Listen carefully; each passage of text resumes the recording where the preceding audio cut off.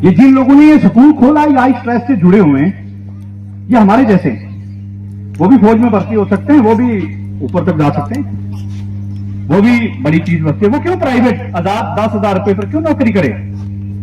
ये जो 10,000 पर नौकरी करने वाले ईमानदार लोग होते हैं, याद रखना। इसमें पंडित और मौलवी भी शामिल है। मौलवी भी 10,000 रुपया लेता है, बेचारा कभी हड़ताल नहीं की कि मेरा 15,000 कर दो। मौलवी ने नहीं हड़ताल की, ये हालात हमारी रहती है। ये तो हमारी हालात ऐसी रहती है कि मैं अगर 2 लाख पे लेता हूं, मैं बोलूं 2.5 हो जानी चाहिए। डॉक्टर बोलता नहीं कि मेरे 2 बच्चे खा ही नहीं सकते, भाई बड़ी बैंक पाई है। लेकिन मौलवी को थोड़ा कभी बैंक पाई, और पंडित को थोड़ा कभी बैंक पाई वाला। तो बोला है रब की कृपा है, भगवान की कृपा है, कृपा है। 8,000 देते हैं यहां पर, मैं इनका पंडित हूं। और वही बात यहां इधर प्राइवेट स्कूलों में पढ़ाने वाले टीचरों की। वो आते, अभी आपने देखा स्कूल का अनुशासन, स्कूल का डिसिप्लिन कितना आला होता है।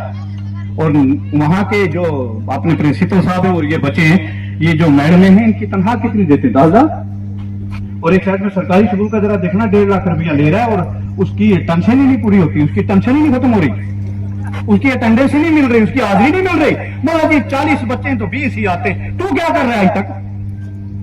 अगर मैं अलग अलग माँ के बच्चों को कैंप के अंदर जो है 30 साल से रखे हुए रख रहा हूं और उनको साथ जोड़ के चल रहा हूं, ना उनको माँ की याद आती, ना बाप की याद आती, ना भाई की याद आती। अबे तुम इतना भी नहीं कि गांव के 10 बच्चों को यहां पर लेकर आ जाए, और उन लोगों को बिठा नहीं सकता। सबसे पढ़ा लिखा आदमी टीचर होता है, मास्टर होता है, उसका सरकारी का यही काम होता है, लोगों को बुलाए, किसी जगह में जाए, इकट्ठे बिठाए, पंचायत में जाए, आओ यार हमारे साथ जुड़ो, आओ यार तुम आओ हमारे साथ आओ। वो रोना धोना चला रहता है मास्टरों का भी सरकारी स्कूल। और स्कूल में जाओ, अभी आपने ये सुना था थोड़े दिन पहले, ये बारिश हुई थी तो सबसे पहले सरकारी स्कूल गिरे, पता है?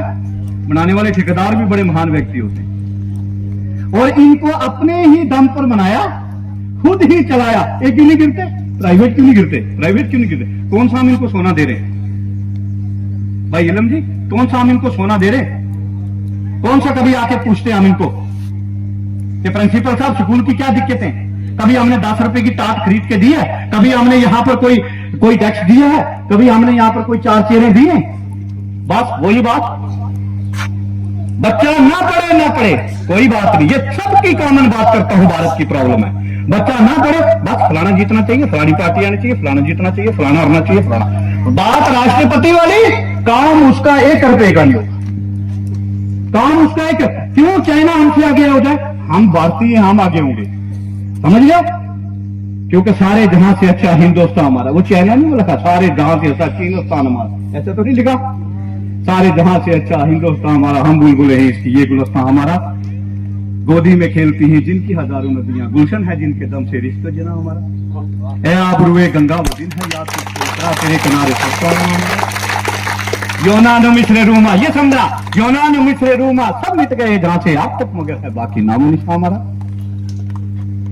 ठीक है, ये समझा, योनानु मिश्रे रूमा सब मिट गए। और फिर ये लास्ट में कहा, वार्निंग दी, न समझोगे तो मिट जाओगे ए हिंदुस्तान वालों, न समझोगे तो मिट जाओगे ए हिंदुस्तान वालों।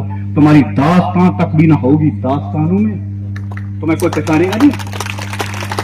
जब लड़ते रहोगे ना, जब झगड़े में पड़ोगे ना, पार्टियों में पड़ोगे, शिक्षा से दूर होगे, तो रिजल्ट ये आएगा कि आप लोग एक दूसरे के, आप अपने मुकाबले में नहीं रह पाओगे, दूसरे का क्या चलाओगे? अपने में नहीं रह पाओगे। कभी बारिश ही नहीं होना शुरू बंद हो जाएगी, कभी आपसे धूप इतनी पड़ेगी आपकी फसलें खराब हो जाएंगी। क्या आप अल्लाह और भगवान को अलग अलग करना चाहते हैं? हम करना चाहते हैं, हमें बड़े पढ़े लिखे आदमी हैं।